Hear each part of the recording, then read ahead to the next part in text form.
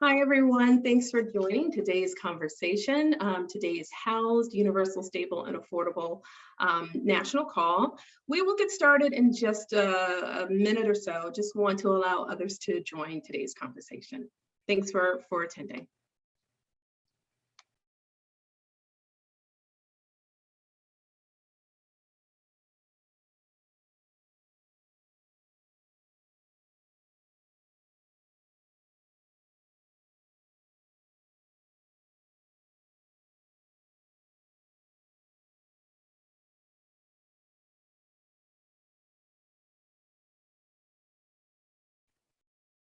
Hi, everyone. Thank you so much for joining today's conversation, today's National HoUSed campaign call. We'll give it about a couple of seconds more so that others can join the call. Thanks for joining us early.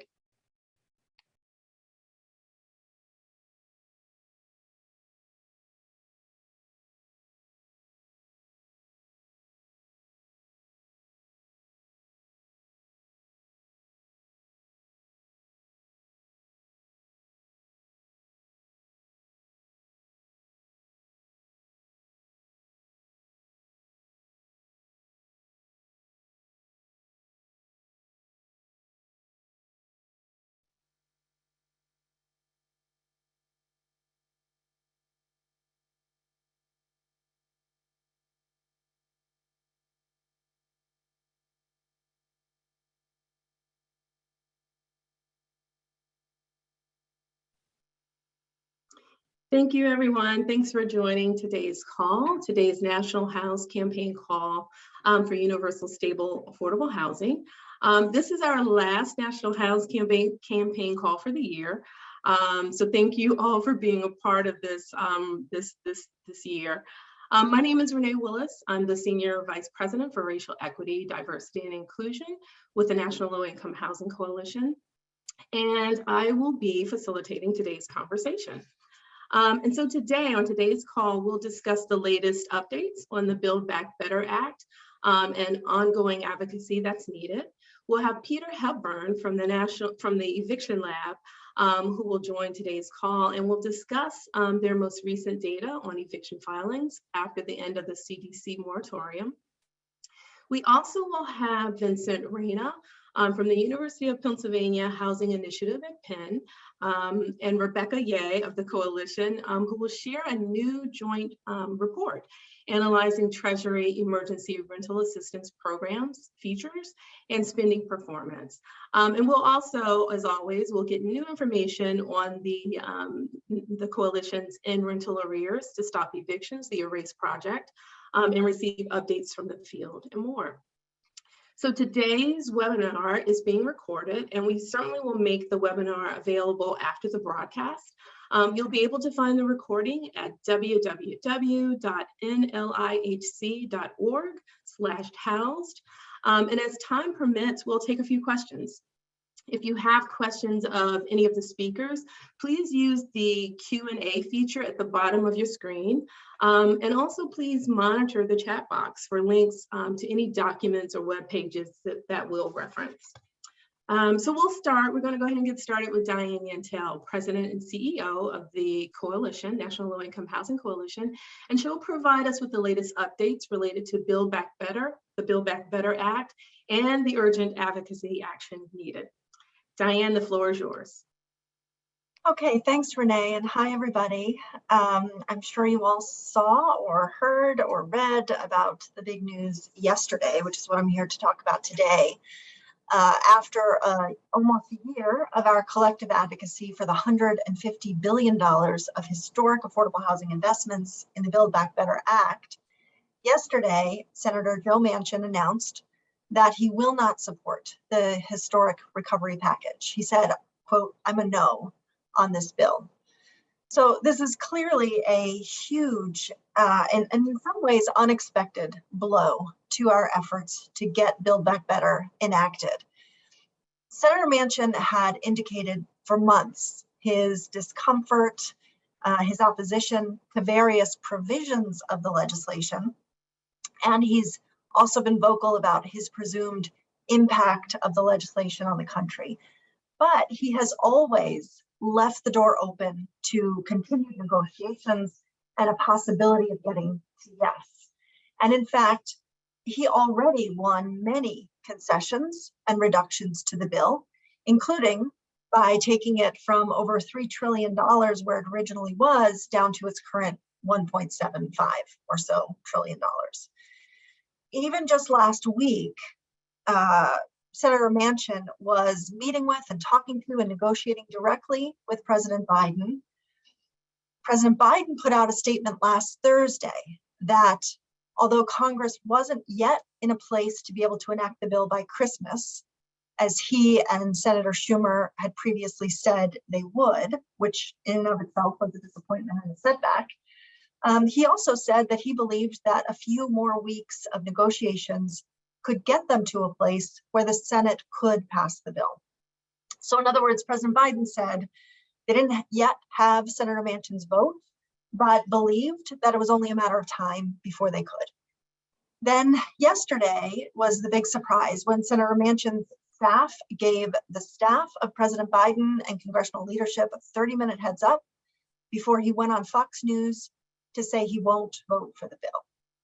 So the White House responded with a pretty scathing press release and a blow-by-blow of the commitments that Senator Manchin had made to the president, which they now said he had, quote unquote, breached. So the tone of the press statement itself was certainly notable. Also notable was the detail that also just last week, Senator Manchin had given President Biden a written proposal for a $1.8 trillion compromise deal. And according to the White House, that proposal from Senator Manchin was, quote unquote, missing some key components, but included what they believed could become the basis for a compromise bill. So the proposal was for, as Senator Manchin has called for, and some other centrist Democrats have as well, the proposal was for fewer priorities to be funded for a longer period of time in Build Back Better. Again, that's something Senator Manchin had called for some time. And you'll remember, it's the very same debate that Democrats had just 2 months ago when they very nearly dropped housing investments entirely from Build Back Better. And it was only with your intense and effective advocacy that we were able to ensure that those historic investments remained in Build Back Better. So it's likely, it's possible, I think it's very likely, that we will need to fight that same fight again in the coming days and weeks. Because certainly it seems, and the headline is, that Build Back Better is dead. And as a whole, it is. But certain components of it aren't. And the Democrats will give everything they have to find a compromise that can be enacted in the next few weeks. The Democrats just can't allow for the failure of a centerpiece of the Biden agenda and what many Democrats plan to run on for re-election next year. So yesterday, Majority Leader Schumer sent a letter to his colleagues saying that he will bring the bill to a vote early in the new year, is what he said. That may end up being a way to force Senator Manchin to vote no on the Senate floor, or it may end up being a vote on an agreed upon compromise.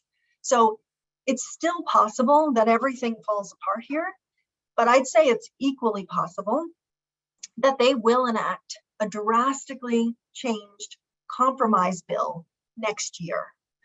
So several key Democrats were very quick yesterday to put forward compromises that drop major aspects of Build Back Better in order to get to a compromise. So just a few hours after Senator Manchin made his statement on Fox News, Senator Wyden, the chair of the Finance Committee, put forward a compromise proposal. His compromise included only funding for the child tax credit, some enhanced Affordable Care Act subsidies, and lowering of prescription drugs, and some money for climate funding. There was nothing for affordable housing or for a number of other progressive priorities in the bill. Just about 20 minutes ago, the Washington Post is reporting that they have a copy of the compromise that Senator Manchin offered to the president last week. It is for about $1.8 trillion. His compromise is to include funding for universal pre-K for 10 years, some money for climate, some money for the Affordable Care Act, and that's it. Nothing for affordable housing. And in the House, the New Democrats coalition, they also yesterday again pushed out the proposal that they had pushed a couple months ago, which was a compromise of fewer priority areas funded longer, with nothing included for affordable housing. So this is a bit of deja vu here. You know, we have been here before. We fought this fight 2 months ago and we won, and now we're here again. And, you know, is it exhausting to have to fight these fights about the value and the importance of affordable housing investments again and again with Democrats? It is. But the bottom line is this is not finished and we are not giving up. The stakes and the cost of inaction are too high. We cannot allow Congress to miss this once in a lifetime opportunity to make the single largest investment in quality, affordable, accessible homes for the country's lowest income people in history.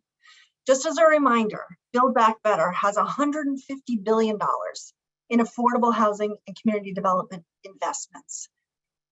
That includes $65 billion for public housing repair and preservation to make nearly 1 million affordable homes that house predominantly people of color to be decent quality affordable homes. This would be the largest infusion of public housing capital repair dollars in the program's history. The bill includes $25 billion in rental assistance for over 300,000 new housing choice vouchers, the largest expansion of Section 8 since the program's inception in 1974. And it includes $15 billion for the National Housing Trust Fund to build or preserve over 150,000 homes affordable to lowest income people, also the largest funding in the program's history. Remember, just 2 months ago, each of these investments was nearly dropped from the bill altogether. And we fought back hard alongside Maxine Waters and Sherrod Brown and Richie Torres, Majority Leader Schumer and others, and we kept them in the bill. So we have come too far to give up now. It is not over yet, but this final effort may be our most challenging yet. So we need everyone to keep calling, keep tweeting, keep writing your members of Congress, keep urging them to remember how central housing affordability is in people's lives and how foundational the investments in affordable housing are to all of the other priorities in the Build Back Better Act. So use our Legislative Action Center, use our Build Back Better toolkit, use all of the resources, mobilize all of your partners. I know that it is the week before, but for some is a holiday break. Maybe some people are on holiday break already. There certainly will be more to be done in January, but these next 2 weeks, negotiations are going to be continuing. And as soon as they get to a deal, they will put it down on paper, and we have to ensure that affordable housing is included. So this is another do or die moment. We're not dead yet, so please keep pushing. Please keep going. I just want to mention briefly before I stop for any questions that at the same time, we have to also be very focused on and concerned about this new and possibly the worst yet wave of COVID that is coming to the US and how that impacts low-income renters and people experiencing homelessness. And you'll hear on this call that since the Supreme Court struck down the CDC eviction moratorium, eviction filings have been climbing in some cities across the country. And while there are some protections that have been enacted over the last year, most renters live in states or cities where there are no protections against eviction. And while emergency rental assistance is getting out, and it is still too slow in some places, there are many communities where the need is greater than the amount of money that they have to pay the arrears that accrued during the first and second and third wave of COVID-19. There's certainly not enough to help low-income renters get through another wave of sickness or job loss or shutdowns. And at the same time, of course, we all know that people experiencing homelessness are highly vulnerable to this next wave of COVID. They have low vaccination rates, underlying health conditions, and communities need to do all that they can to protect people experiencing homelessness, including quickly moving them to hotels and motels, which FEMA is still paying 100% reimbursement for eligible costs for. And cities must stop clearing homeless encampments, which the CDC has been very clear, putting out very clear guidance that clearing homeless encampments during COVID will worsen the spread of COVID-19. So we are working together to come up with solutions. We welcome your input and your thoughts about what we can be pushing Congress, states, and cities to do to protect renters and people experiencing homelessness in this next wave of COVID-19. And I'll pause there. And Renee, I don't know if you want me to go through these questions or if you were going to pull any out. Sure, I actually have a couple of questions that I'll ask you. And just as a reminder to folks, at the bottom of your screen, you'll see Q&A. So if you have questions of Diane or any of our speakers, please use that function to ask questions. So Diane, the first question that came in is from Maggie, who is asking, can you give examples of the areas that are dead in the current bill? Well, it's hard to say. I mean, the whole bill is dead in many ways. The entire Build Back Better Act that passed the House and was being negotiated in the Senate, that's what Senator Manchin has now said he will not vote for. And his vote is essential to get the bill enacted because Democrats are using a process called reconciliation, which requires every single Senate Democrat to vote for the bill. So the entire Build Back Better Act in that way is dead. At the same time, certainly the White House and many Democrats don't want to walk away from this possibility altogether. They are running out of time as we get into an election year. Every day we get closer to that election makes it that much harder to get any legislation, and especially massive legislation like this, enacted. But they will work nonstop to find something that all the Democrats can agree, including Senator Manchin, can agree to. So he's put forward a proposal that funds only pre-K, some climate funding, and some money for Affordable Care Act. That doesn't include anything for the child tax credit, which is the centerpiece for most Democrats of the whole bill. It also doesn't include anything for affordable housing.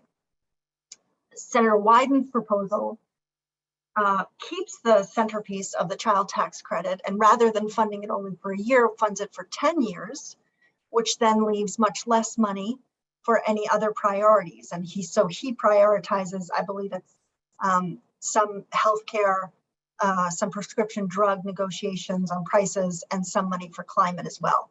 Also nothing for affordable housing. So really at this point, I would think about it as there are a menu of options in front of the Democrats, and whichever of those they can find agreement amongst all the Democrats to move forward on, that's what ultimately may get enacted. And again, it's still a very tricky dynamic here because what can be negotiated, compromised, and agreed to in the Senate is very different from what the House Democrats might be willing to compromise on or vote on. And there are very strong constituencies within Congress for all of the priorities that are in Build Back Better. That's why the House passed the bill as it is. So even if something can be negotiated and agreed on in the Senate, there is no certainty that it will pass the House as well. So it's all very uncertain. The only thing we know is that in the negotiations, I would say affordable housing is being left out of the conversation too often. So we have to be very loud in how essential it is that any compromise legislation that moves forward includes the affordable housing investments that are in the Build Back Better Act. Great, thanks, Diane. So we have two questions that have come in. I'm going to combine them. So Jerry and Rachel, Jerry is actually asking, Diane, might Schumer force Manchin to vote on every portion of the Build Back Better bill, forcing Manchin to reveal himself to Congress, West Virginia, and not just Fox News? And then Rachel is asking, kind of as a follow-up, how effective can advocacy to Manchin be from folks outside of West Virginia? Manchin is making detrimental decisions, not just for his constituents, but the whole country. So I think on the latter first, I think Senator Manchin takes a lot of pride in the fact that he is not influenced by advocates, national advocates, or advocates outside of the state, or constituents within the state. And so I think affordable housing advocates and people in West Virginia need to make very clear how important this bill is. I think it's helpful when people outside of the state point to the number of people within the state that could be helped by this bill. I think that has some effect.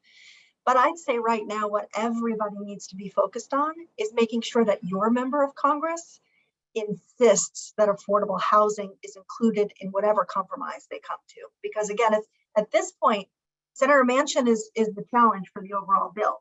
But if the whole bill starts getting negotiated, as it will, we need every member of Congress to be strong on the investments in affordable housing. And we're already seeing multiple members of Congress coming out with their so-called compromises that have zero for affordable housing. So I'd say folks in West Virginia, keep doing what you're doing in focusing on Senator Manchin. Everybody else, please give your own member of Congress a call and make sure that as they negotiate, as they compromise, that they don't compromise away the ability to house people who are currently experiencing homelessness, or to repair public housing that is falling down around families who live there today. Great. And we have another question that has come in from Joe.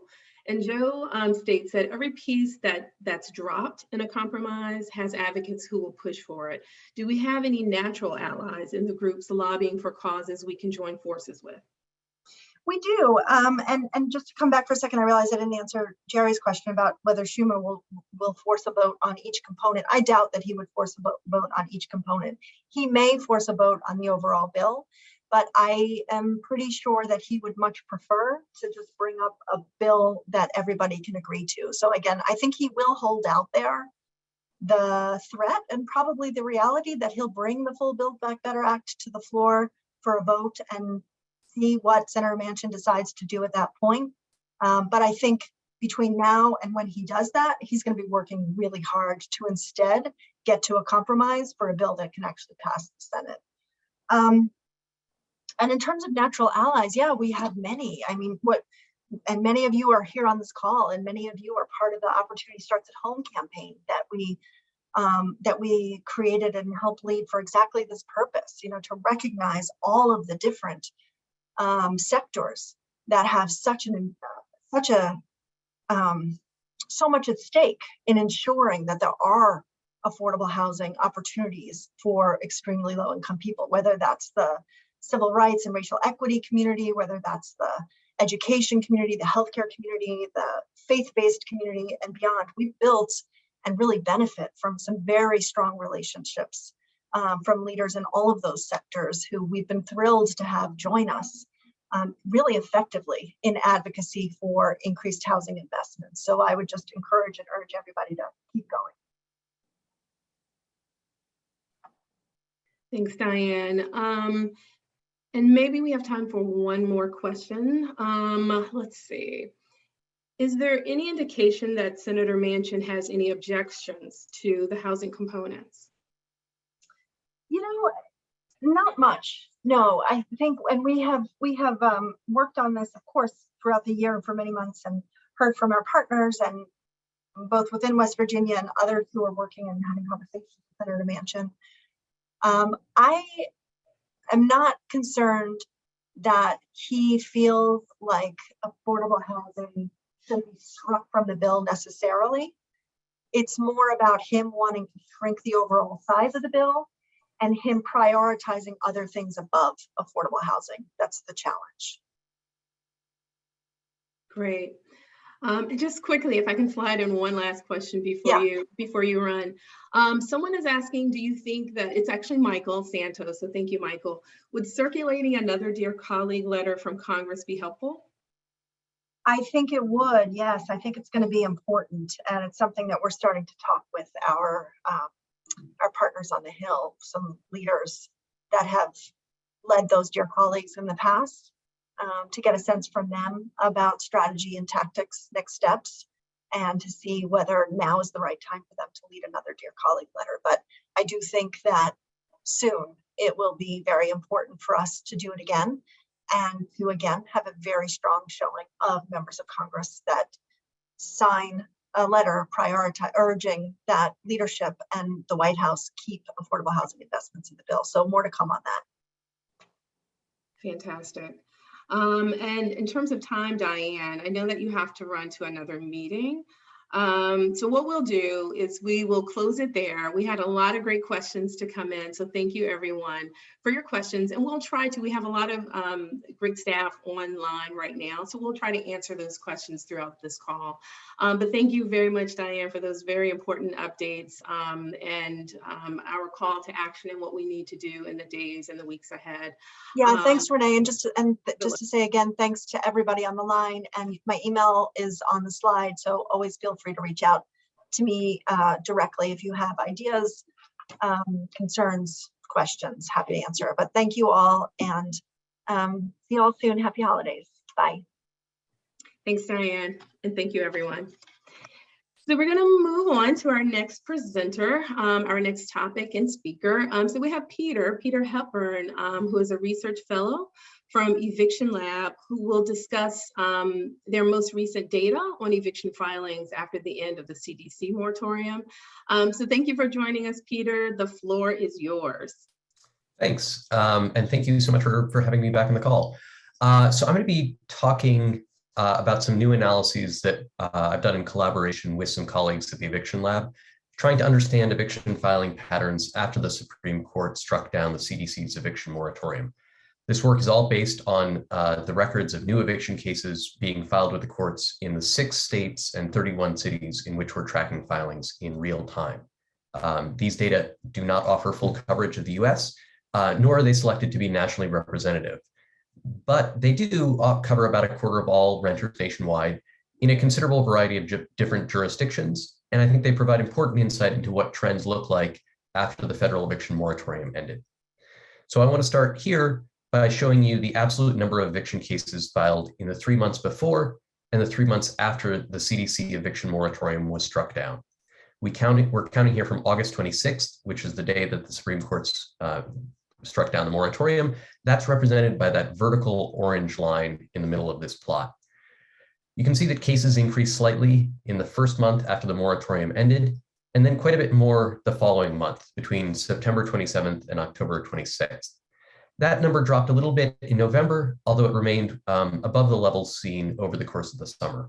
All told, we observed about 20% more cases filed in the 3 months after the moratorium was ended than over the final 3 months that it was in place. If you could go to the next slide, thanks.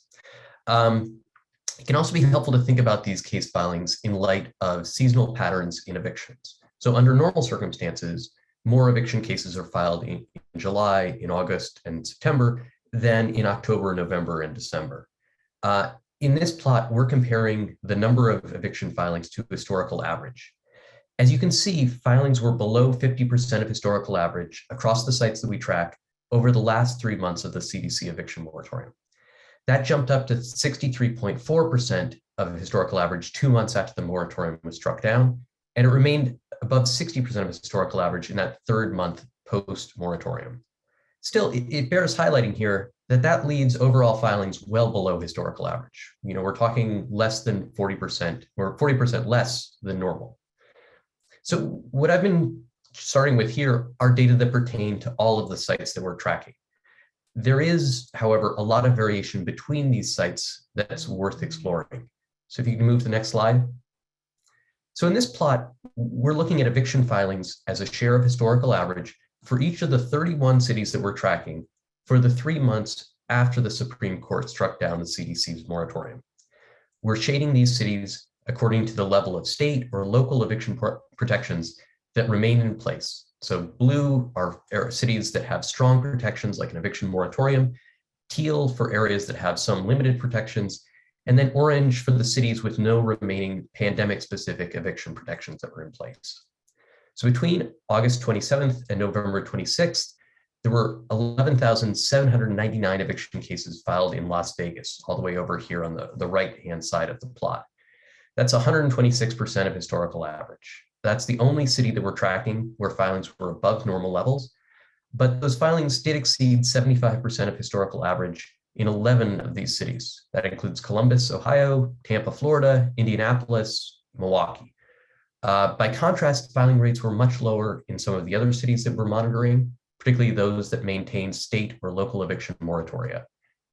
In New York, for example, there were 8,687 eviction cases that were filed over the 3 months post-moratorium. That's 85% fewer filings than historical average. Now, this plot shows where things stood after the eviction moratorium ended in each of these cities, but it can also be helpful to look at changes at the city level over time. To do that, I want to dig into a few of the sites, and let's start with New York City. So here in New York, cases actually dropped after the CDC order ended. Again, this is the same setup where I'm showing you by month. Orange represents the end of the CDC eviction moratorium.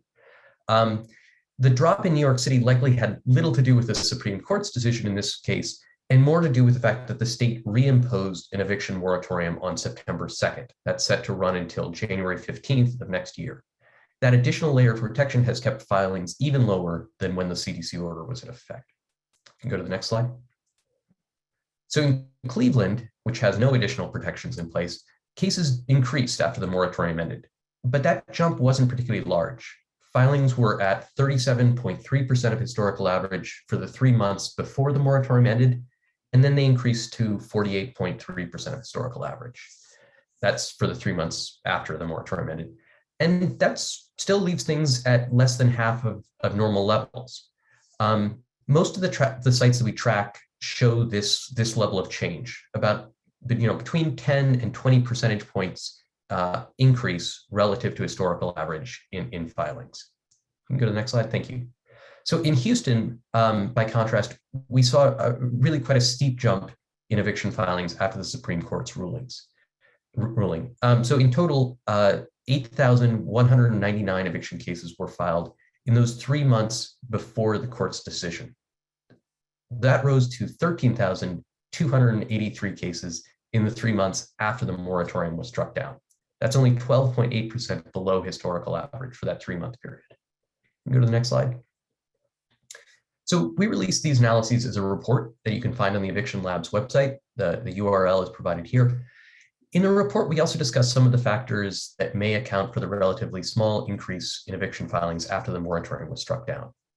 Those include emergency rental assistance, the continued effect of income supports offered by the federal government during the pandemic, and potential changes to property management practices. We're only able to track cases that are filed with the courts, and we also acknowledge that we may well be missing an increase in informal evictions, which would be a particularly worrisome trend. The next slide. I want to acknowledge that this was a collaboration with Jacob Haas, Jasmine Rangel, and Juan Pablo Garnham of the Eviction Lab. I'm happy to take some questions now or via email later. Thanks again for having me on. Thank you, Peter. Thanks for those updates. We do have a question from Jerry, and Jerry is asking, so Peter, how might the Eviction Lab counsel us on using the new data as the COVID Omicron variant might overwhelm the medical system and target poorly sheltered Americans? I think it's very important to keep monitoring these trends. These numbers continue to rise. And we know that that December is, under normal circumstances, one of the lowest eviction months. If you look month by month, but January normally sees a very considerable spike in filings. And if we're just going by historical trends, we could be looking at a real jump in filings in the new year. So we'll be keeping a close eye on that. Excellent. Thank you, Peter.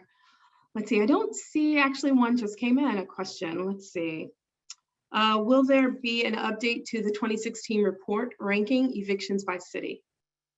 I think we're hoping to have some new data out in pretty early in 2022 that'll offer new estimates at the national level using the historical data that we've collected.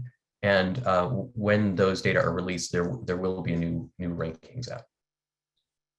Awesome. Thank you so much, Peter. I don't see any other questions for you, Peter. I'm not sure how long you're able to stay on. We may have a few questions to trickle in. So if you're able to stay on a little bit longer, if you could answer those questions that may come in, that would be great. Sure. Thanks a lot. Indeed. Thank you, Peter. All right, so let's move on to our next speaker. So we're going to turn our attention to ERASE, which is End Rental Arrears to Stop Evictions. And there is a new report on Treasury Emergency Rental Assistance Programs featuring and spending performance. So we have Vincent Nhda, who is Faculty Director of the Housing Initiative at Penn, which is a part of the University of Pennsylvania, and also Rebecca Ye, who's a Senior Research Analyst with the Coalition. Vincent and Rebecca, the floor is yours. Thanks, Renee. Next slide, please. Hi, everybody. Nice to see folks. Vincent and I are going to be talking about the latest joint report from the Coalition and Housing Initiative at Penn, released last week. This report examines key program design features and outcomes, primarily spending outcomes, and it helps to answer how much programs with, say, self-attestation spend compared to programs without self-attestation, or how much programs that adopted self-attestation over the summer spent between the end of June and the end of September compared to programs that consistently had self-attestation and programs that never adopted self-attestation. Next slide, please. We used 3 data sources for this analysis. We used data from the National Income Housing Coalition's Emergency Rental Assistance Database in mid-October, as well as historical data from the end of June. We also used data from surveys that we conducted of 105 program administrators.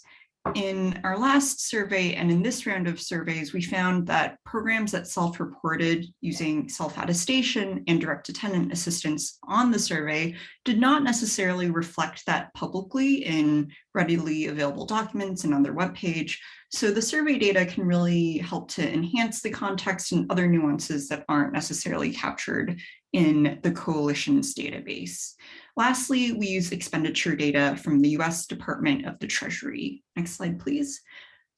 We drilled in on a couple of key features of interest. We looked at self-attestation generally, or programs that allowed for self-attestation for at least one eligibility criterion, as well as more specific types of self-attestation, including income self-attestation, COVID hardship self-attestation, and both income and COVID hardship self-attestation combined. We also looked at other tools that programs might use to reduce documentation barriers, like categorical eligibility and fact-specific proxy, in which programs use eligibility for other income-based programs or other facts to determine a household's eligibility for emergency rental assistance. Direct attendant assistance and aspects of program implementation like nonprofit partnership and program experience were also key features of interest. Next slide, please. We used a couple of key metrics to understand how well programs with these key features of interest were performing, mainly by examining how programs with these features did compared to how programs without these features did. This analysis exclusively uses descriptive statistics to help provide insight into key aspects of the programs, and future research should explore any causal relationship between program spending and program characteristics. In our survey, we asked folks about how many applicants they expected, how many completed applications they'd received, and how many households they expected to serve. Administrators who responded to the survey typically expected demand for assistance to exceed the number of households they could serve. Due to funding constraints, the median program expected to serve 62% of completed applications it expected to receive. And by the end of July, the majority of surveyed programs had not yet served nearly the number of households they expected to serve over the life of the program. We also used spending data to understand program outcomes.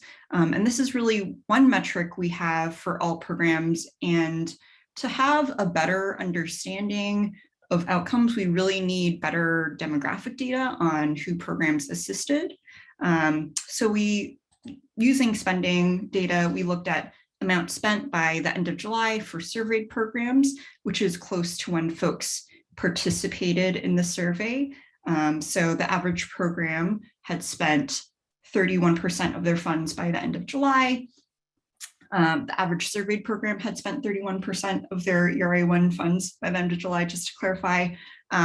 We also looked at share spent by the end of September for programs in the NLHC database.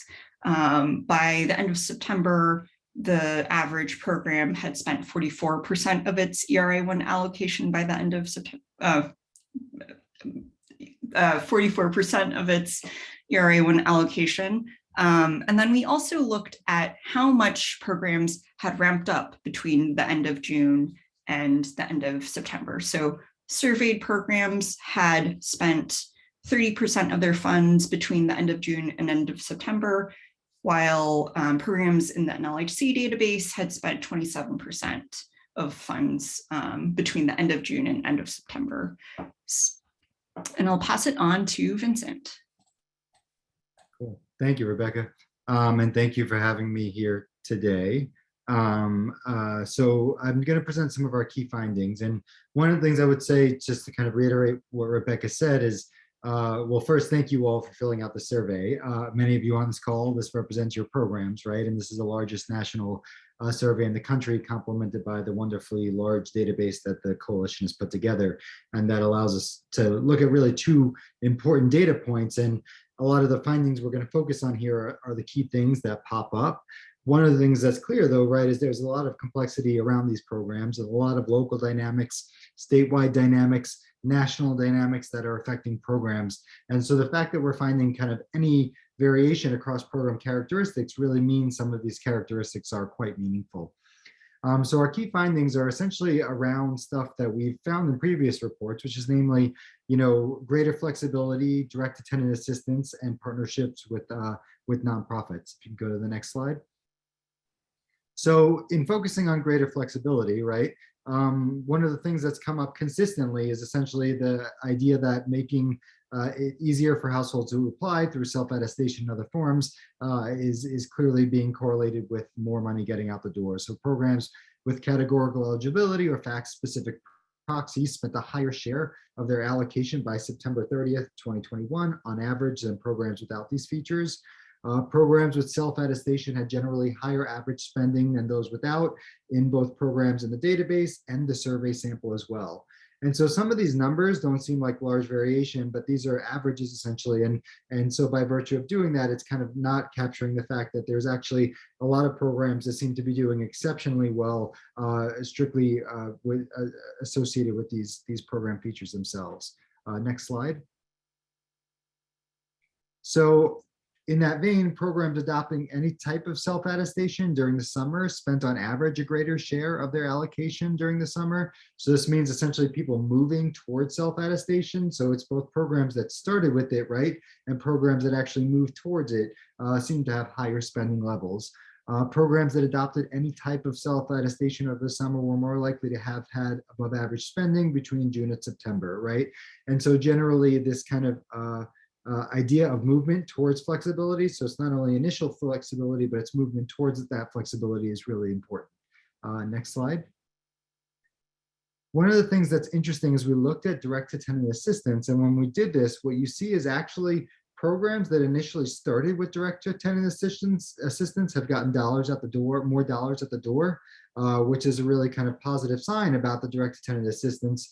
But interestingly, programs that moved to direct-to-tenant assistance over the summer didn't necessarily have higher spending levels, right? And so that could be a product of other program features essentially driving some of that difference, right? But it's all to say is that initial adoption of direct-to-tenant assistance from the get-go is very squarely associated with higher spending levels, but not necessarily that change to it. That said, we had an important caveat in the report, which is that we're only looking at dollars spent, right? There are clear potential equity implications of this spending, right? Who is actually benefiting from these dollars, who's able to access them, what impact does it have on them? And we would expect direct-to-tenant assistance to allow for more equitable, essentially, dispersion of the funds, right? And that's something we're really looking forward to looking at in more detail going forward. Next slide. And finally, when we look at program implementation itself, we find, similar to past reports, that programs that have gone through several iterations appear to have better uptake in spending levels. So that's programs essentially that are kind of refining their program over time. So one of the features we talked about before, right, was the movement towards self-attestation and other forms of proxies to essentially allow people to more easily apply. So things like that seem to be associated with higher spending levels.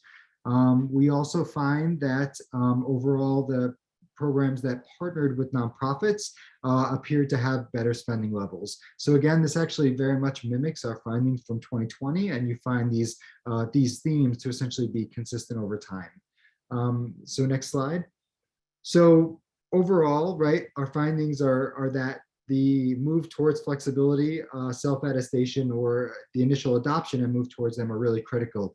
The initial adoption of direct-to-tenant assistance is really important, although the movement to it doesn't necessarily seem to cause any difference, but we're going to be unpacking that a little more, and clearly there are potential equity implications there. But program implementation also matters. Partnering with nonprofits, things along those lines really are kind of important steps for expending funds. So as Rebecca said before, and I'm going to reiterate here again, you know, we have the spending data, and this is something we're working with. We're hoping that increasingly more data will be out there about who is actually able to access and use these funds and what it means for their outcomes, right? We're only looking at the first of several important dimensions about kind of the potential impact of these programs. All to say is these program features are key, and we appreciate all of your support and feedback in filling out the surveys and using these data. But going forward, we're hoping to be able to tell a more robust story about kind of who is actually benefiting from this this important resource and what does it mean for their welfare and well-being. So I'll stop there.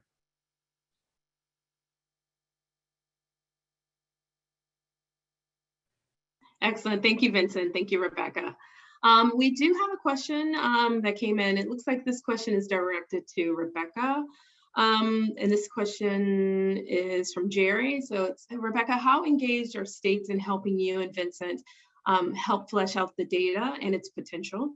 And what might the coalition affiliates do to drive our state partners to perform better on our collective behalf?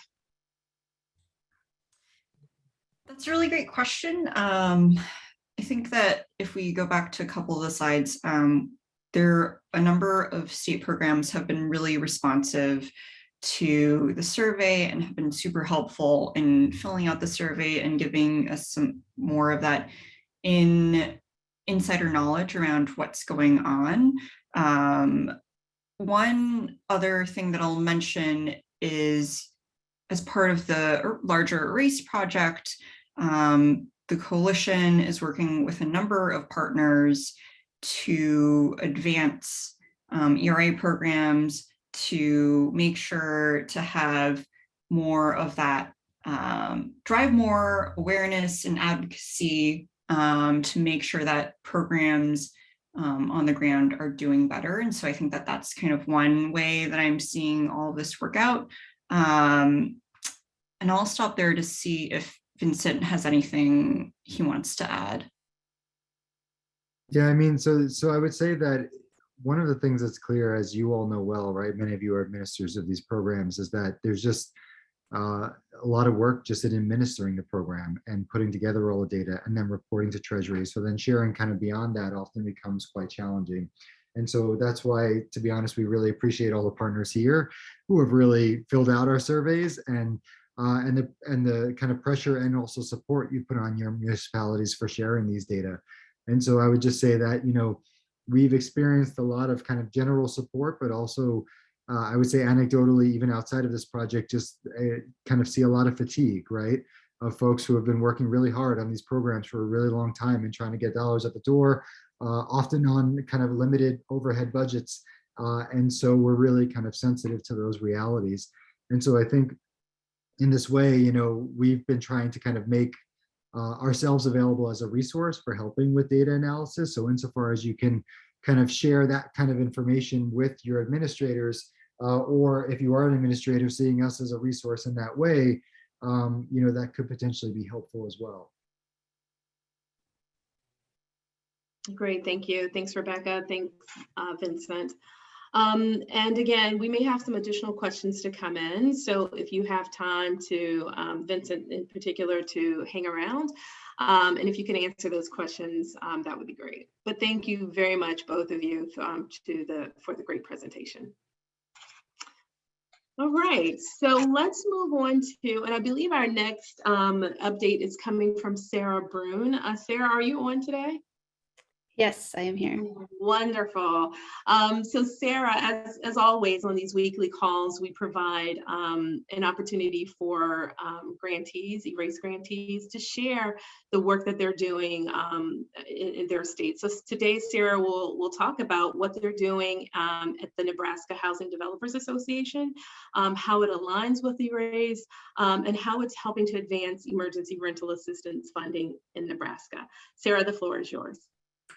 Thank you so much. My name is Sarah Bruni, and I've been working for some time with the Nebraska Housing Developers Association on this survey that I'm going to talk about today. I also recognize a few names here. I work in Chicago as well on affordable housing and home ownership, so you may recognize me from the work there. So I want to talk a little bit about the survey that NHDA was able to conduct this past year with support from the Low Income Housing Coalition here, and I will ask for the next slide. So we were able to survey about 250 low and moderate income Nebraska renters over the course of 6 months. And really the purpose of this survey was to better understand how rental assistance funds were being administered in Nebraska. The state chose to hire Deloitte, a consulting firm, to administer some of the ERA funds. And there are also some local nonprofits working to administer them. So we wanted to have a better understanding of how those funds were being distributed, what the perceptions were among clients as to whether they would qualify for these funds, and overall, how did the pandemic affect low and moderate income renters, those who are potentially at risk for housing instability, and what are those longstanding impacts that COVID is going to have on renters' finances so that we can better respond in the coming months and the coming year to some of those needs. And so the organizers here asked me to come present today, so I'll just tell you a little bit about how we conducted this survey and some of our findings that we've seen so far. So we mostly ran the survey through phone calls, phone surveys. We used outreach lists of previous rental assistance recipients. And we also did some online advertising, and we did a little bit of online survey administration, which was a bit of a learning experience with multi-factor authentication and validation of responses to make sure we weren't getting any bots. It was important to us that every single response was from a real person, a real renter in Nebraska, partially because all recipients received a $25 gift card for conducting the survey with us. So we wanted to make sure people were compensated and that the funds were going to their intended recipients. Next slide, please.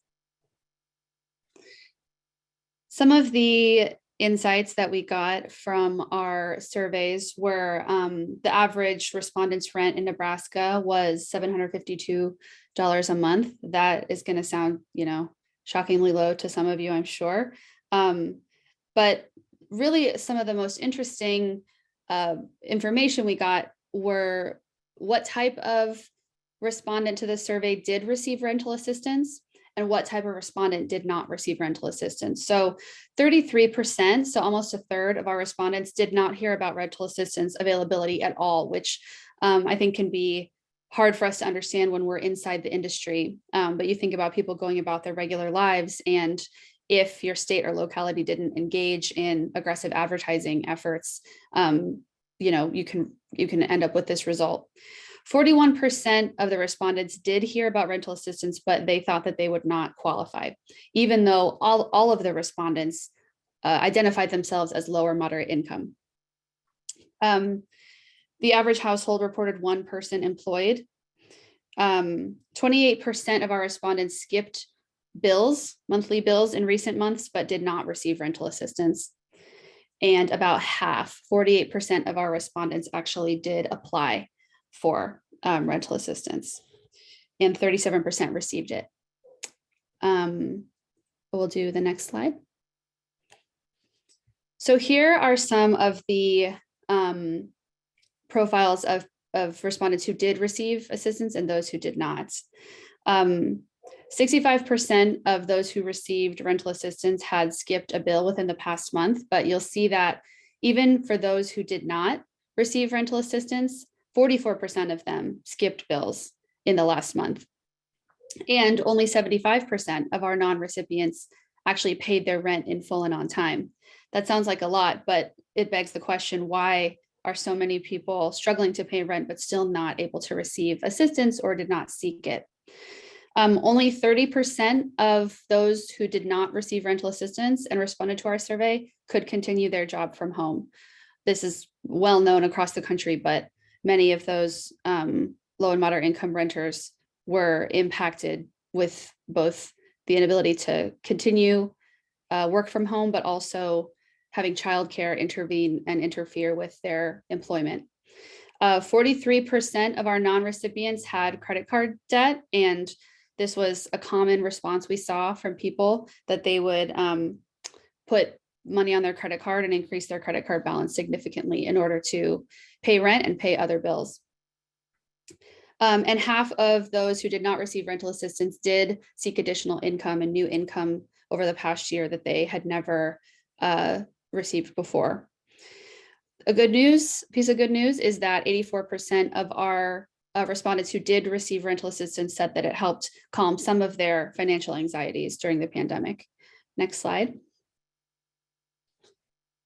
Of our respondents, about half of them had savings, some type of savings account. That could be $1, that could be $10,000, but about half of them had savings before the pandemic, and only 29% reported having savings now of any kind. You can see a word cloud here from our respondents. How has the pandemic negatively impacted your household? You see some of the biggest responses being jobs and hours at the job. A really common response we heard was that while some people were able to continue their work and continue at their job, their hours were significantly reduced, diminished well below what they needed in income to run their household. And the way that the pandemic negatively impacted their expenses. So people saw increases in their electric bills, in their other utilities, needing to get better internet, acquiring new expenses like Zoom, things that weren't in the budget before, especially those that needed to care for their children and help their children perform online school. We heard from many people that although they were expected to provide a safe and productive learning environment for their children all day, there was no additional funding or resources available to help them do that. Next slide. And we also asked a variety of narrative questions, which we got quotes from. A big goal of this survey was to help the Nebraska Housing Developers Association tell some stories of renters who were impacted by the pandemic and help advocate for additional support funds going forward. So we asked, for people's comments on how they paid rent. The most common response was that rent was the first bill that they pay and the last bill that they skip. People were establishing payment plans from their landlords whenever possible, but rent was prioritized over anything else, which makes those who can't receive assistance, it makes it even more alarming. We asked about evictions, and we found that a large number of respondents did receive eviction notices. I think it was 22% received eviction notices throughout the last 6 months, even though there was an eviction moratorium for the entirety of our survey. We heard some respondents, when they talked about qualifying for rental assistance, there was a widespread belief that an eviction notice was required in order to qualify for rental assistance. In reality, in Nebraska, at least, you had to show that you had an overdue payment of some kind or action from your landlord, but you did not have to provide an eviction notice. So that was a common misconception that I think prevented a lot of people from even applying for rental assistance. Overall, there were, of course, mixed responses on the topic of rental assistance delivery and administration, but overall, those who did report completing the process had a generally positive review of the organization they worked with. I think the most alarming result was the number of people who declined to even pursue it, thought they wouldn't qualify, or had not heard of it. Next slide. And this is just the contact information for NHDA, and I'm happy to take any questions if there are any. Yes, thanks, Sarah. So we do have a question, which is, armed with the data that you have for Nebraska that you presented today, what might you recommend to encourage future surveys of at-risk renters in other states and localities? And the second part of that question is, how were you supported to conduct your work? Yeah, I think, NLIHC was a major supporter of this, and that was really key, receiving a project grant. And I think a couple of areas that made it successful were, one, having the gift card as an incentive and making sure people were compensated for their time. The surveys would last anywhere from 15 minutes to 45 minutes, depending on how engaged the respondent was. But giving people compensation for that time, I think, was really important. One challenge was, of course, getting employees to consistently be part of the survey calling process. I think there's been lots of discussion about, shortages in dignified work, and I was trying to offer the best, most competitive rate that I could, but ultimately is sort of an hourly position. So that was a challenge. So if you could work with existing call centers or an existing organization, I think, to help you staff up and make sure you have those callers in place, that would be a huge asset. And then I do think that our online digital advertising was a win. We used Facebook ads, we used some Instagram ads as well. So not only getting our networks to distribute it, but also just using some traditional advertising tactics helped us get our numbers up. Perfect. And the last question, do you have a published report of your findings? Yes, we do. And I can drop it in the chat. I believe that it'll also be going up on y'all's website as well as our website. Wonderful. Yes, please drop it in the chat. Many people are asking for it. Great. Thank you so very much, Sarah, for today's presentation. We look forward to reading the report, and congratulations to the great work you're doing in Nebraska. Thank you. All right. So now we're going to move into our field updates. We're going to turn to our partners in Kentucky, Massachusetts, and Virginia. And I'm first going to turn it over to Danny Fugate, who is with the Homeless and Housing Coalition of Kentucky. Danny, the floor is yours. Thank you, and greetings from Western Kentucky, Paducah, Kentucky, to be specific. About 10 days ago, we in Kentucky experienced the worst tornado or tornadoes, may I say. We had 8 total tornadoes in Kentucky.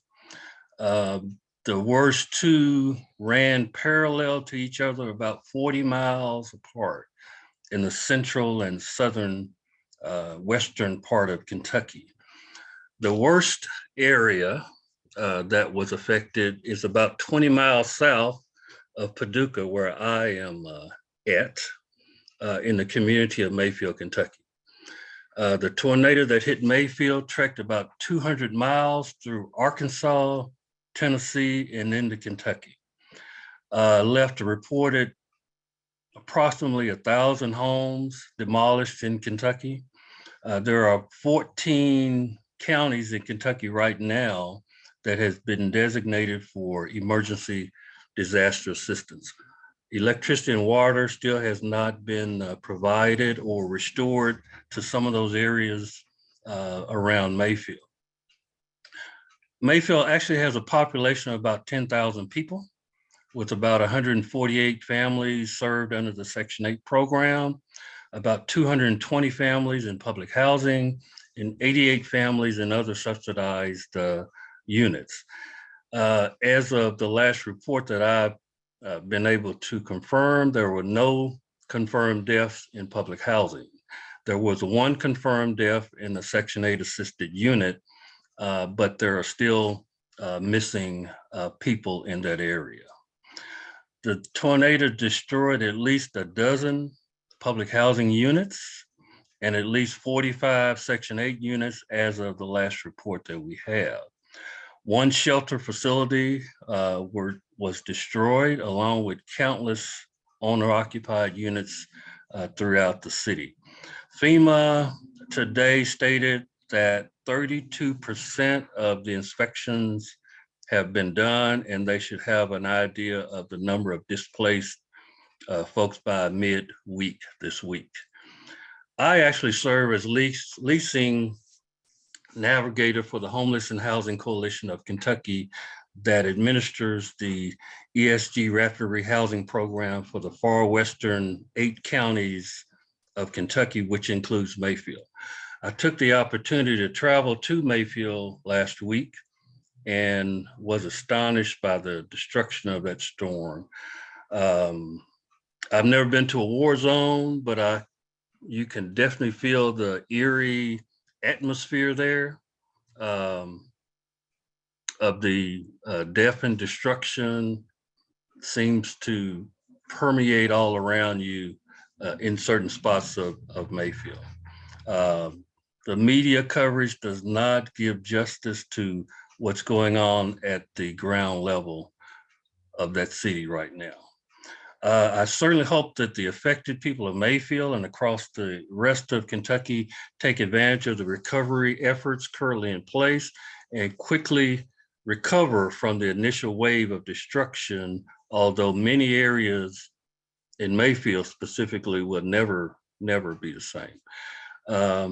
The loss of rental units are extremely concerning, recognizing that previous to the tornado, Kentucky already had a severe shortage of affordable rental units, and this makes it worse. The Build Back Better certainly would be and should be a viable option to the affected areas of Kentucky right now. To assist Kentucky, the governor of Kentucky has set up a Team Western Kentucky Fund, and the city of Mayfield, if you go to their website, also has ways that outside folks can help, and it has links to assistance agencies that residents of that city can use also. So with that, that's the field report from Western Kentucky. Thank you. Thank you, Danny, for the report. So sorry to hear about the devastation to your community.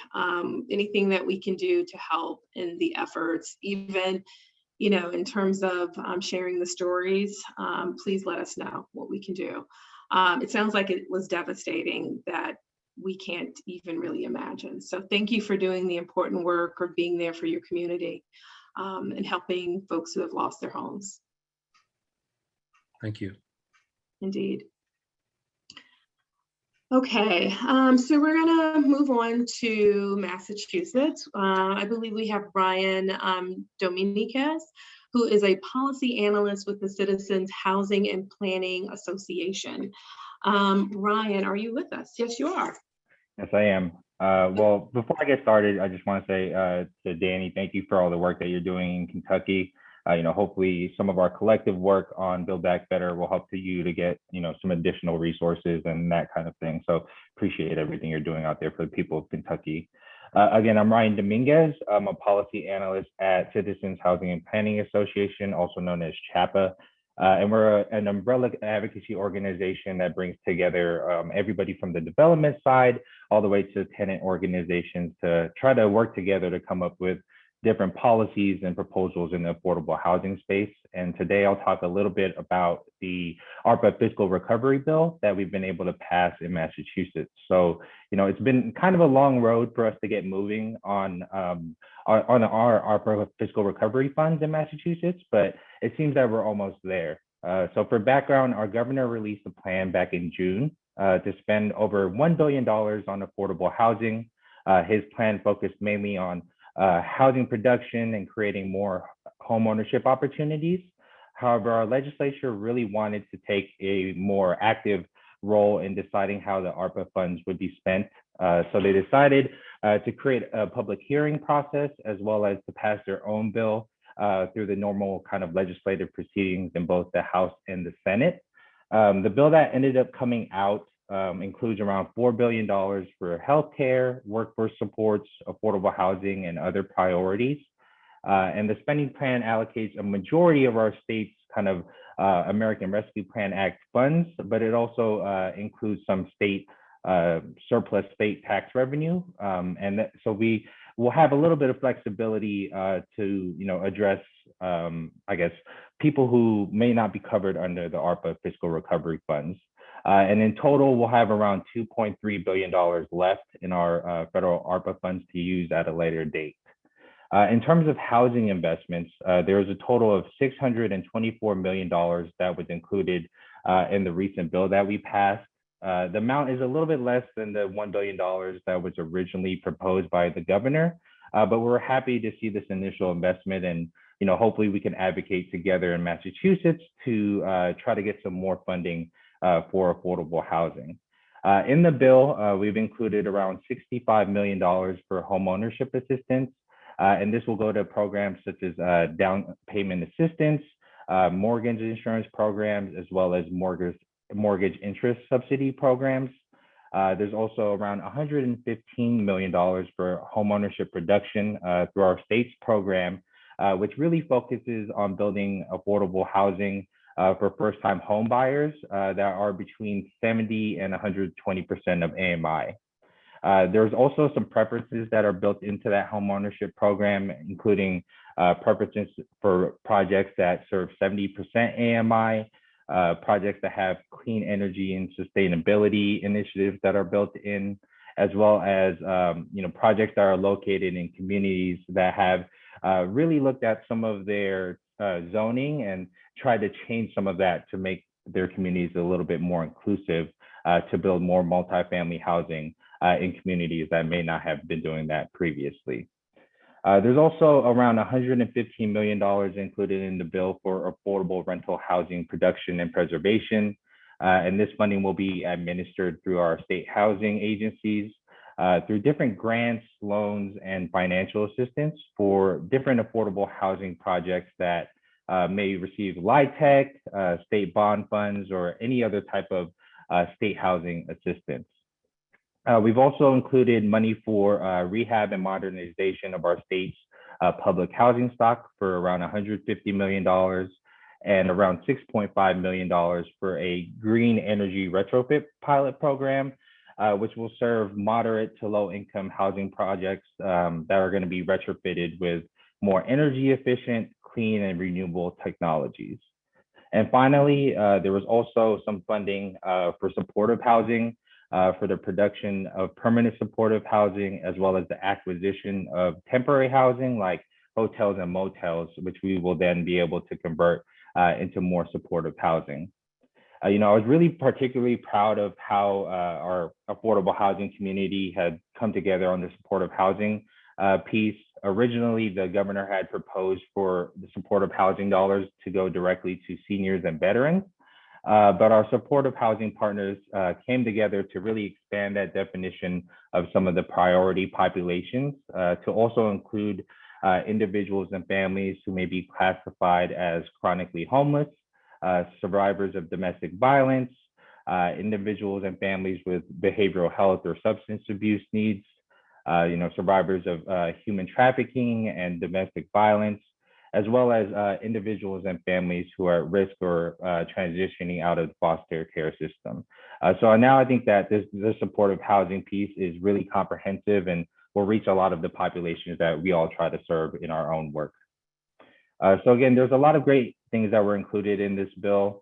And we're happy to see a public process and glad to see many of the proposals from CHAPA as well as the affordable housing community in Massachusetts included into the bill. But just last week, our governor signed the bill in part, and he also made a few amendment changes to the bill, mainly focused on some of the language changes that he deemed kind of unduly burdensome. And specifically for some of our housing program asks, this means removing some of the data and reporting requirements that we fought for around funding distribution methodology, program guidelines, and program criteria. But with all of that said, we've been able to keep all of the funding levels that we've asked for, and we'll still have around $600 million with which we can now invest into the communities that have been both disproportionately impacted by the pandemic, and also, we can support maybe some of the efforts to close the racial homeownership gap that has been with us historically. So that's the update from Massachusetts, and I'm happy to answer any questions that people may have. Thank you so much, Ryan. I don't see any questions that have come in. Some may trickle in, but thank you for that important update. And congratulations on the advocacy work with your governor and in the state. If we haven't already done a field article for memo to members and partners, we will need to do that. So again, congratulations on your advocacy. Thank you. And thank you for being a part of today's conversation as well, Ryan. All right, we're going to turn it over to our last field speaker, Brian Kozil, who is the Executive Director of the Virginia Housing Alliance. Brian. Hey, good afternoon, everyone. Thanks for inviting me to provide a field update from Virginia. So as many of you all have likely heard, Virginia had an election last November, and we've got a new administration being inaugurated on January 15th, and an upcoming General Assembly session that begins on January 12th. We have a divided legislature going into the session, and have, it's just been a kind of challenging time moving through the transition and getting to know folks. But I just wanted to kind of provide an update of the work that we hope to be doing this coming session.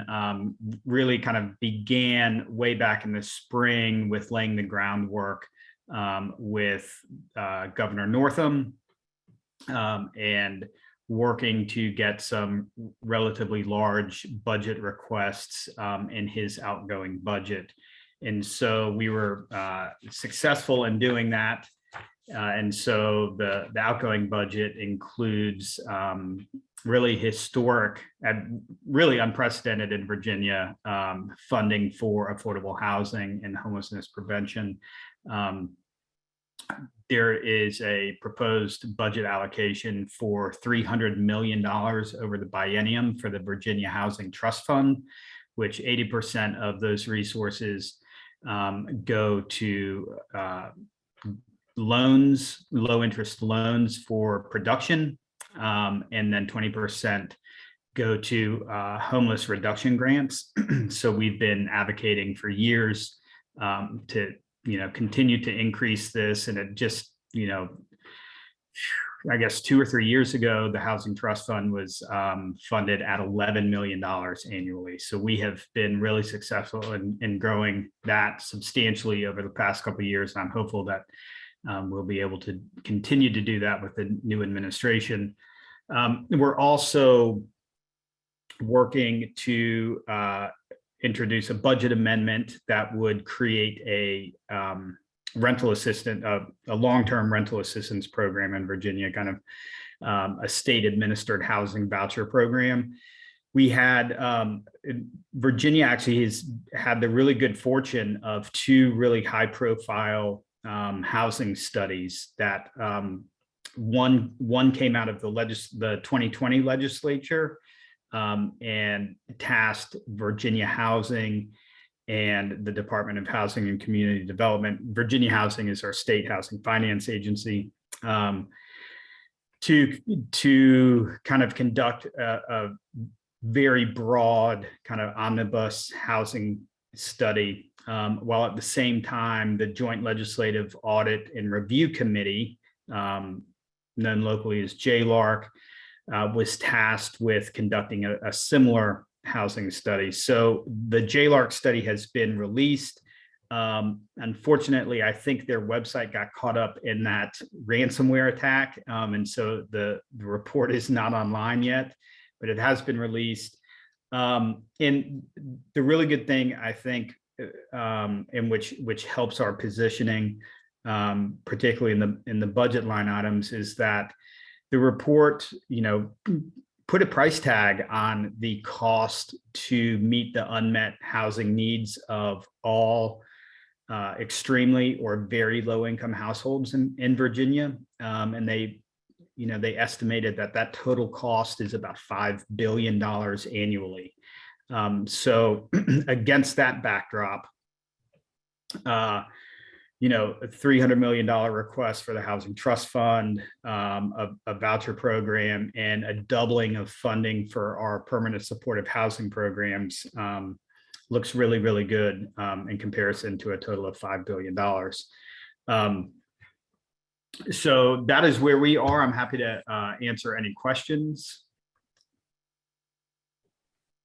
Hey, thanks so much, Brian. So I don't see any questions. I do see that we have a link to the study that you referenced. It's in the chat. So if people are interested in seeing reviewing the study, you can find the link in the chat.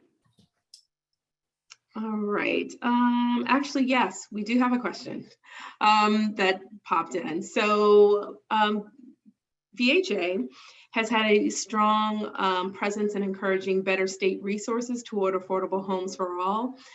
In reaction to last week's proposed budget announcement by Governor Northam, what dollars beyond $300 million will VHA recommend for the state trust fund?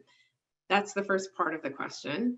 Actually, if you can answer that first, and then there are a couple of other follow-up questions as well. Sure. Hi, Jerry. The announcement of $300 million, that was our request. And the Department of Housing and Community Development followed our lead on that, and that was also their budgetary request. So that is a dollar amount that we will be advocating for. Okay, and then just a couple of other questions that Jerry has is, what 2 other priorities have VHA proposed for the fiscal year 2023 budget? So the housing voucher program rental assistance, which we're calling the Virginia Housing Stability Fund. We are requesting $73 million for that initial fund. And then we are supporting the full budget request for permanent supportive housing through the Department of Behavioral Health. And that in total, that's about $36 million in additional funding. So almost a near doubling of funding for permanent supportive housing programs, which include supportive housing for individuals with serious mental illness, which is the largest pot of money, and then a smaller about $2 billion, I believe, for funding for the state rental assistance program, which is permanent supportive housing for individuals with developmental disabilities. And then about $4 million or $3.5 million in funding for supportive housing for parenting and or pregnant women with substance abuse disorders. Okay. And yes, we are. We always track bills in the coming year, and our legislative agenda will be on our website, hopefully by the end of the day. Awesome. Thank you. Thanks, Brian. And Jerry also adds, he just says, many thanks, your work and VHA's work. It's inspirational. So thank you, Brian, for all that you and your team are doing. Thanks. Excellent. All right, so that brings us to the close of our last national call for the year. So today's recording, and I'm just going to drop the link in the chat for everyone again. Actually, if I can get it. But anyway, today's call will be, okay, it should be coming to you soon. Today's call will be available at that link. Just give us a day or so. And also too, we'll send out an email with the link and with additional resources that were referenced on today's call. Thank you so much, everyone, for joining us today. Happy holidays to you all. And we'll see you in the new year. Our next call will be on January the 10th. So that's Monday, January the 10th. We won't have a call on January the 3rd. So the next call will be on January the 10th, but we'll follow up in an email with all of that information as well. Happy holidays, everyone.